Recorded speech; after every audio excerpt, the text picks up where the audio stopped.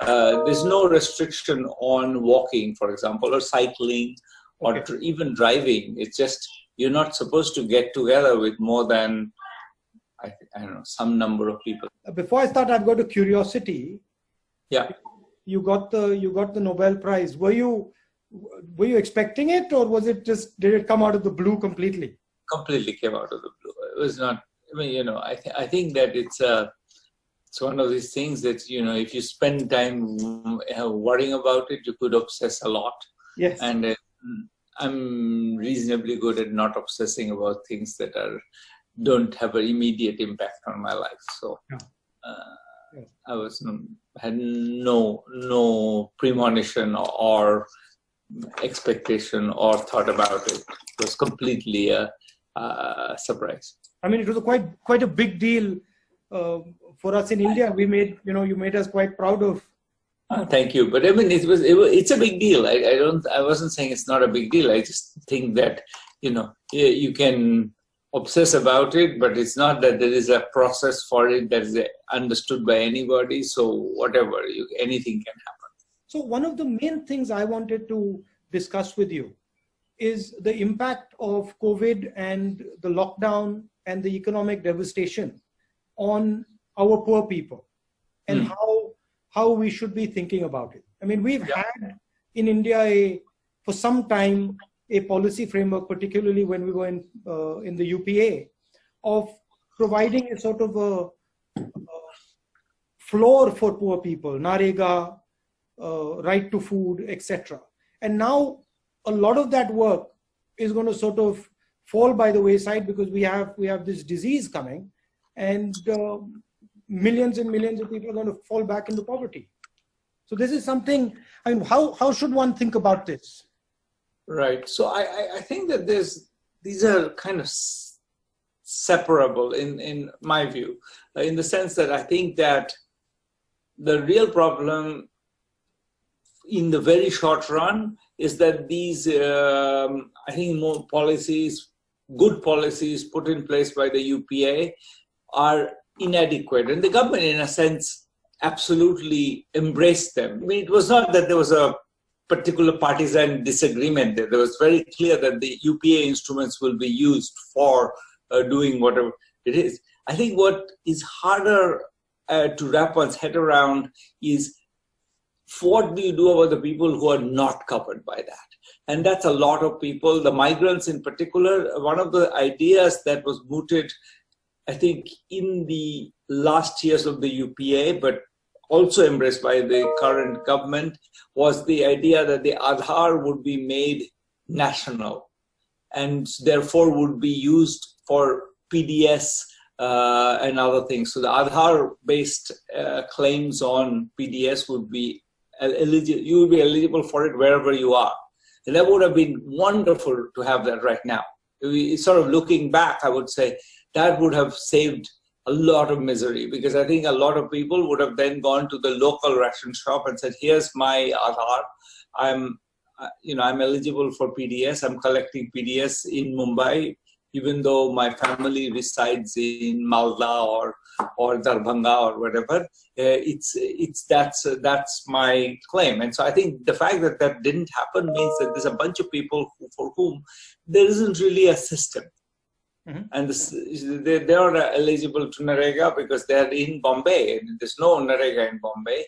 They're not eligible for PDS because they're not actually residents. Part of the problem in the very short run is that the conceptualization of the welfare structure was based on the idea that anybody who's really not in where they're supposed to be is actually working and is earning an income, and therefore we don't have to worry about them. And that's what's collapsed. And then the question of poverty, it's not obvious to me that if the economy revives, there needs to be a durable effect on poverty. The real concerns are, will the economy revive? And in particular, how does one think through the possible time paths of this disease through that process? I think we should try to be optimistic about the survival of the overall economic well-being of the country. But a lot of the right actions. A lot of these people they get their jobs from sort of small and medium businesses who are going to have a sort of cash flow problem, and a lot of those businesses are going to go bankrupt because of the shock. So there is also a link between the economic damage that is going to come to those businessmen and the ability of these people to maintain a job. Absolutely. I mean, that's the reason why a lot of us have been saying that we need a stimulus package. Mm-hmm. That's what the US is doing. That's what Japan is doing. That's what Europe is doing. We really haven't decided on a large enough stimulus package. We're still talking about 1% of GDP or something. The US has gone for 10% of GDP. But there's a sense in which I think we have to, the MSME sector, mostly the easier, we have done one thing that I think is wise, which is to kind of put a moratorium on debt payments. I would say we could do more than that. We could even say that the debt payments for this quarter will be cancelled and will be taken care of by the government. So we could do a bit more than that, so that you don't actually have to pay for a quarter where you never pay. It's not just a matter of rescheduling it, just permanently cancel it.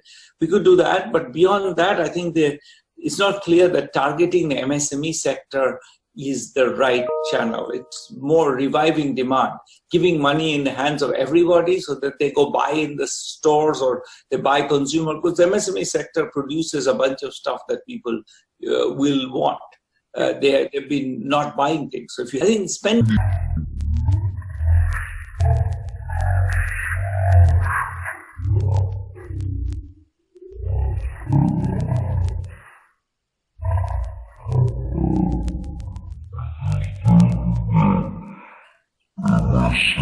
People money, they spend